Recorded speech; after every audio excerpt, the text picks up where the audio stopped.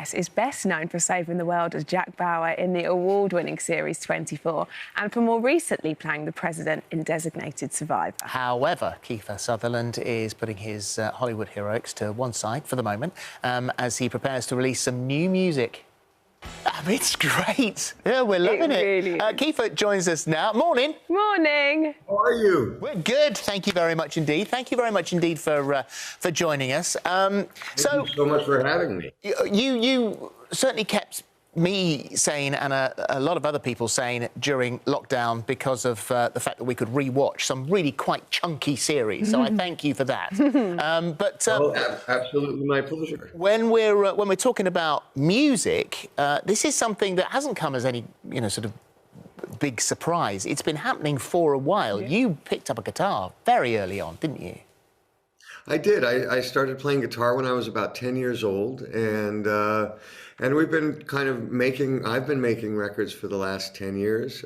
This is our third album called Bloor Street, and been touring a lot, spent a lot of time touring around the UK. We were supposed to be there, sadly, right now, but unfortunately this pandemic will not go away, but we'll get there as soon as possible. But the record has, in fact, come out on the 21st, on last Friday, and so very excitement with kind of what's happening with it right now, and yeah, just can't wait for people to get to hear it. So Bloor Street, and I've got it here. What's more, I just didn't have a look in the break, and I've got.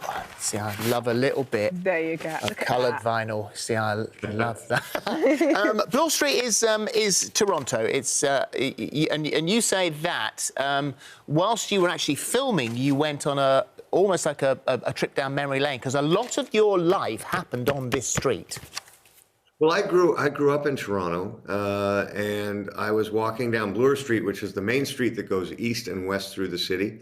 And I came to the intersection of Yonge Street, which is the big street that goes north and south. And I realized, all of my firsts happen on these four corners. And we were shooting a show called Designated Survivor, and we were there for almost 3 years, which is the longest time I'd been actually home since maybe I was 16 years old. And I just had this wave of nostalgia, about this place where I kind of went from being a boy to a young man. And I wrote the song Bloor Street. And then the pandemic kind of struck, and a lot of the other songs on the album were kind of written during lockdown, a time when I was kind of missing my family and friends like everybody else in the world, and wrote a lot of songs that were kind of real expressions for me of gratefulness. Because everything slowed down, and it afforded me time to kind of realize how fortunate I've been with my life and how much I love my family and my friends. And so a lot of those songs on that record, Bloor Street, are really reflective of that. What were the firsts that happened? You said that you walked down Bloor Street. First, on that corner, they range from everything. My first job was a short order cook in a little place called Comachino's in the food court at the mall. The first time I ever busked with a guitar was on that corner. The first meaningful kiss I had with a girl was in front of the Bloor Street subway. I think, and kind of maybe on the naughtier side, I think the first fight I ever got into and lost was on those corners. So it was a lot of things happened in that very small area. A lot of memories on Bloor Street. Now, this is your third album. 2016 was when you released your first album. But you actually sort of had to be a little bit persuaded to do so, right? And that was by a friend of yours, Jude. Yeah, Jude Cole, an extraordinary artist, produced the first two albums. I'm certainly aware of the stigma of an actor doing music, and and when he suggested it, I rolled my eyes, like I'm sure many people did when they first heard I was doing it. But the truth is, I liked the songs that we had written together, and I loved the way he made them sound. And at some point you kind of have to plant your flag, and I did, and then I fell in love with touring, which I wasn't expecting. It's such a different kind of interaction because there is no character between me and the audience. I'm telling personal stories about songs that I have written about my life, and it was just that exchange has been something that has been a real surprise for me in my life, and something I really adore doing. The interest in music and the sort of art of writing songs and watching people write songs go back to, I think it was John Bon Jovi that you watched write a song on napkins. Well, it's certainly one version. We were doing Young Guns, and something most people probably don't know when we were making that movie. We had a couple huge stars that were in makeup that you would never recognize them, but they wanted to say they were in a Western. And one of them was Tom Cruise, and I think I shot him off a roof. And the other was John Bon Jovi, and they were both great friends of Emilio Estevez. And I think Emilio shot John Bon Jovi in the middle of the street. And later we went out to dinner and drinks, and John had said he wanted to do the music for the sequel. And Emilio said, well, we don't even know if there's going to be a sequel.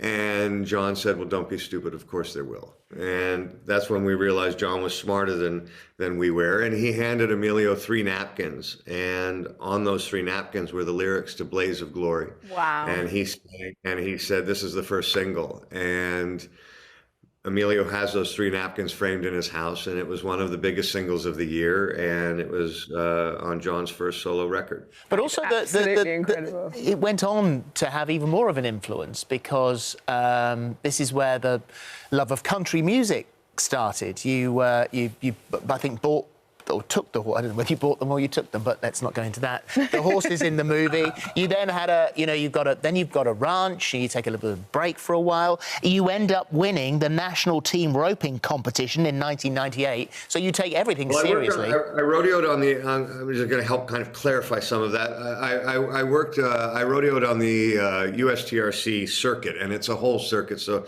I won Phoenix, and I won certain rodeos. I won Los Angeles. I won different rodeos at that time, and I did it for almost a decade, and that was really my exposure to country music. And what I loved about country music and Americana music was that their songs told stories. When I listened to Johnny Cash sing A Boy Named Sue, I'm hearing this amazing story of this young boy who's learned to be a fighter because of his name. I certainly understood that growing up with a name like Kiefer. So country music spoke to me, and I was really exposed to it when I was rodeoing during the kind of 90s. And then 24 happened, and my focus went to that, and the rodeo kind of got put behind me. But the impact of wanting to write songs that allowed me to tell stories, and in my case, personal stories, is something that never left me. You've gone very personal because Yes. County Jail Gate is on the album, and that is, you say, it was cathartic to write it, but it just reminds you about a time in your life that you'll forever be cross with yourself over. Well, I think forever is maybe a bit strong. I think one of the things, one of the reasons why I wrote it, there have been different times when I've gotten in trouble in my life, and times that have been very embarrassing and humiliating, and as you said, very cross with myself. But I think one of the most important things for me about writing that song was to put it in a kind of perspective for myself, and to maybe somehow through writing it, being able to put it behind me for myself and allow myself to move forward from those kinds of mistakes. And I think, a lot of people write journals. A lot of people, are wonderful letter writers. And once we put stuff in kind of formed word, not spoken word, but actually written out, sometimes it just makes a deeper impression. It certainly does for me. Yeah.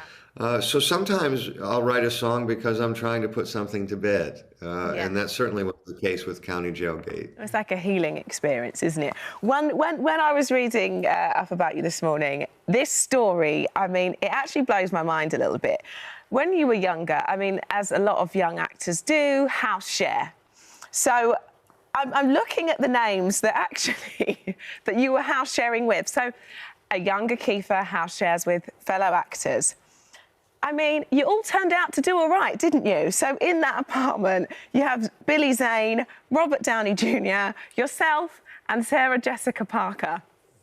Yes, yeah, it's, in hindsight, you'd kind of think it's amazing we survived, but, it was a wonderful time in our lives. We were 17, 18, 19 years old, depending on which one we're talking about, and all of us were starting to work at the same time, and it was very, very exciting.